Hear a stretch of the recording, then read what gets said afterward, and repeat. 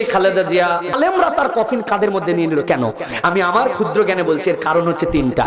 এর এক নম্বর কারণ, খালেদা জিয়া হয়তো পূর্ণ শরীয়তের পাবন্দ সব ক্ষেত্রে ছিলেন না, কিন্তু এই নারীর একটা গুণাগুণ ছিল, তিনি ইসলাম বিদ্বেষী, ইসলাম যেখানে পছন্দ করে না, ইসলামের বিপক্ষে কিছু হবে এরকম কোনো কিছুকে তিনি সাপোর্ট করতেন না, বরং ইসলামের পক্ষে থাকার চেষ্টা করছেন।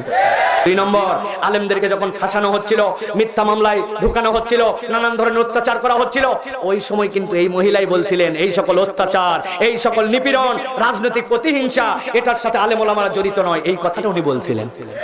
তিন নম্বরে আরেকটা জিনিস তার মধ্যে ছিল, সেটা কি? সেটা আপনাদের পছন্দ হবে না, আমাদের এই গুণ নাই। এই ভদ্র মহিলা সবচেয়ে কম কথা বলতেন, ঠিক না ভাই?